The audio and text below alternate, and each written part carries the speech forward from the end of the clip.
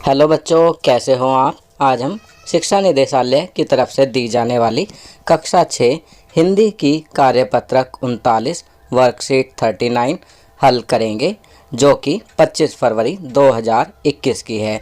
बच्चों, आज की वर्कशीट का टॉपिक है हिंदी व्याकरण सर्वनाम भाग 2। तो आज हम व्याकरण में सर्वनाम भाग 2 करेंगे। तो चलिए वर्कशीट हल करते हैं। प्यारे बच्चों, पिछले कार्यपत्रक में हमने पढ़ा कि संज्ञा के स्थान पर आने वाले शब्दों को सर्वनाम कहते हैं। प्रयोग के अनुसार सर्वनाम के 6 प्रकार भेद हैं। पहला पुरुषवाचक सर्वनाम, दूसरा निश्चयवाचक सर्वनाम, तीसरा अनिश्चयवाचक सर्वनाम, चौथा संबंधवाचक सर्वनाम, पांचवा प्रश्नवाचक सर्वनाम, छठा निजवाचक सर्वनाम। आज हम सर्वनाम के भेदों को विस्तार से सीखेंगे। तो चलिए आगे बढ़ते हैं। पहला पुरुषवाचक सर्वनाम बात कहने वाले, सुनने वाले या किसी अन्य व्यक्ति, वस्तु जिसके संबंध में बात की जा रही हो के लिए प्रयोग सर्वनाम को पुरुषवाचक सर्वनाम कहते हैं। पुरुषवाचक सर्वनाम 3 प्रकार के होते हैं। पहला उत्तम पुरुषवाचक सर्वनाम, वक्ता अपने नाम के स्थान पर जिन सर्वनाम का प्रयोग करता है, जैसे मैं, मेरा, मुझे, मुझको एक वचन, हम, हमारा, हमें बहुवचन। तो इन सब के लिए उत्तम पुरुषवाचक सर्वनाम प्रयोग किया जाता है। दूसरा मध्यम पुरुषवाचक सर्वनाम, वक्ता श्रोता के लिए जिन सर्वनामों का प्रयोग करता है, जैसे तू, तेरा, तुझे, तुम, तुम्हारा, तुम्हें, आप, आपका, आपको। तो इन्हें मध्यम पुरुषवाचक सर्वनाम कहते हैं। तीसरा अन्य पुरुषवाचक सर्वनाम, वक्ता तथा श्रोता के अतिरिक्त किसी अन्य व्यक्ति या प्राणी या जिन सर्वनामों का प्रयोग किया जाता है, जैसे वह, और, यह, ये आदि। दूसरा करते हैं निश्चयवाचक सर्वनाम। निश्चयवाचक सर्वनाम वे सर्वनाम शब्द जो किसी निश्चित वस्तु या व्यक्ति की ओर संकेत करते हैं, उन्हें निश्चयवाचक सर्वनाम कहते हैं। जैसे उससे दूर रहना, यहाँ उससे निश्चयवाचक सर्वनाम है। यह मैंने बनाया है, यह भी निश्चयवाचक सर्वनाम है। तीसरा अनिश्चयवाचक सर्वनाम, जिस सर्वनाम शब्द से किसी निश्चित व्यक्ति या वस्तु का बोध न हो, उसे अनिश्चयवाचक सर्वनाम कहते हैं। जैसे बाहर कोई खड़ा है। अब बाहर कोई खड़ा है तो कोई अनिश्चयवाचक सर्वनाम है, क्योंकि हमें नहीं पता कि कौन खड़ा है। दूसरा वाक्य है इसमें, मुन्ने ने कुछ लिखा है। तो यहाँ पर कुछ अनिश्चयवाचक सर्वनाम है, क्योंकि हमें नहीं मालूम कि क्या लिखा है, बस कुछ लिखा है, तो यह अनिश्चयवाचक सर्वनाम है।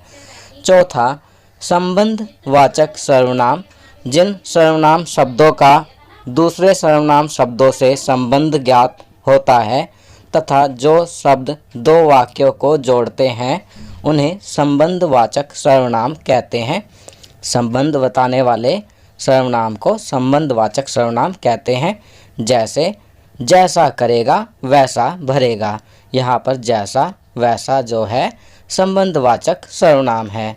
दूसरा जो परिश्रम करते हैं वे सुखी रहते हैं, यहाँ पर जो और वे सुखी संबंधवाचक सर्वनाम हैं।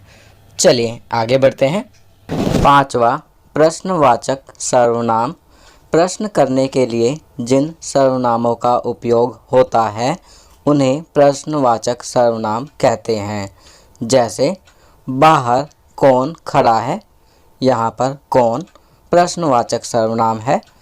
तुम क्या खा रहे हो, क्या प्रश्नवाचक सर्वनाम है। मेरा पेन किसने लिया, किसने प्रश्नवाचक सर्वनाम है। आपने देखा इन तीनों वाक्यों में कौन, क्या, किसने, ये प्रश्नवाचक सर्वनाम के उदाहरण हैं। छठा निजवाचक सर्वनाम, जिस सर्वनाम से अपनेपन का बोध हो उसे निजवाचक सर्वनाम कहते हैं। जैसे मैं अपने आप चला जाऊंगा। अपने आप निजवाचक सर्वनाम है। वह अपने आप खा लेगा, निजवाचक सर्वनाम है। अपने आप में निजवाचक सर्वनाम है। गांधी जी अपना काम स्वयं करते थे। यहाँ पर अपना स्वयं निजवाचक सर्वनाम है। अब हम देखते हैं कि हमने क्या सीखा और समझा। निम्नलिखित वाक्यों में सर्वनाम शब्द छांटकर उनका भेद भी लिखिए। पहला वाक्य है, मैं अपने जूते खुद पॉलिश कर लेता हूँ। तो यहाँ पर मैं उत्तम पुरुषवाचक सर्वनाम और खुद निजवाचक सर्वनाम है। आप क्या लेंगे? क्या प्रश्नवाचक सर्वनाम है। जिसका खाते हो उसी को आँख दिखाते हो। जिसका उसी को संबंधवाचक सर्वनाम है। यहाँ पर संबंध बता रहे हैं। बाहर कोई खड़ा है।